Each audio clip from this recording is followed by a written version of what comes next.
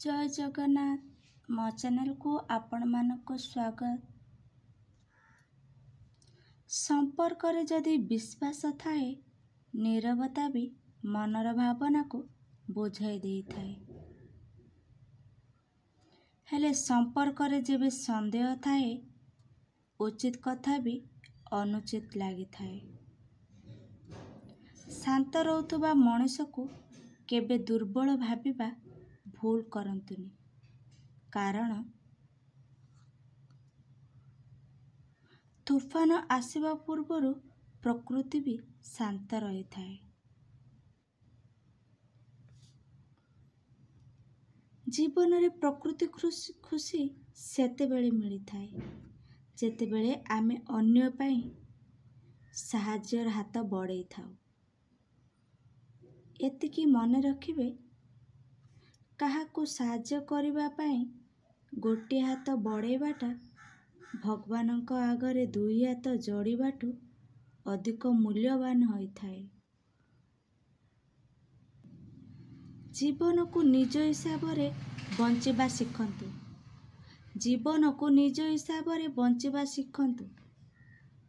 लोकों को कथारे बा मूल्य कौन? लोक तो निज स्वार्थ पाई विचार टू व्यवहार पर्यंत सबु किछि बदलाई दियंती। सेथिपाई तो चा रे माछि पड़ी गले चा को फिंगी देउथिला बेले घियो रे माछि पड़ी गले घियो को नुहे माछि को फिंगी देई थांती। शब्दर शक्ति को केबे भी कम भाबिबार भूल करंतु ने, कारण गोटे छोटोई आउ गोटे छोट ना बेले बेले जीवन को संपूर्ण बदले देई थाए। के जदि आपण को भल काम संदेह करुची ताहले बुझी जात जे आपण सफल होई जाइछंती, कारण संदेह सबु बेले सुनार शुद्धता उपरे होई थाए, कोइलार कला रंग उपरे नुहे।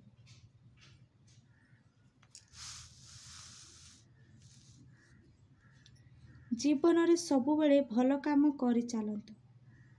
सेथिपाई आपण को किए प्रशंसा करू कि न करू, कारण सूर्य उदय हेबा पाई समस्त को निदर उठेबा अपेक्षा करि न थाए।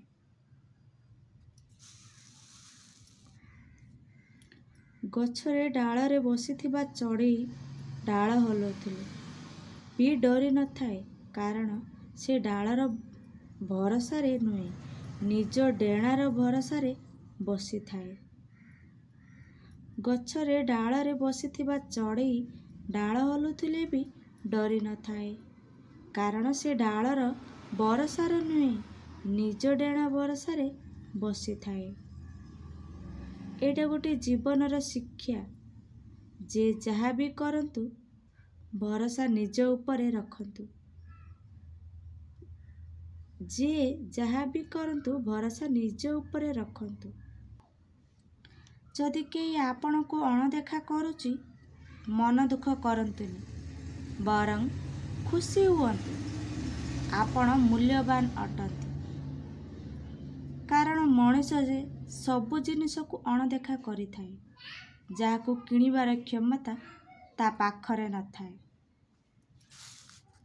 प्रशंसारे लोभ केवल अयोग्य लोक मानकर परिचय देई थाए, कारण योग्यतार प्रशंसा तो लोक निज शत्रु भी करि थांती।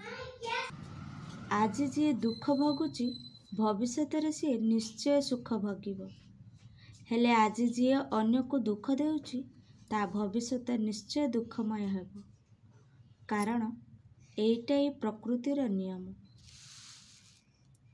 एतिकी मने रखिबे आजिर दुनिया रे केवल असफलता ही अनाथ होई थाए, कारण सफलतार अनेक संपर्कीय थांती। जहा बदलई पारिबे तांको बदलांतु,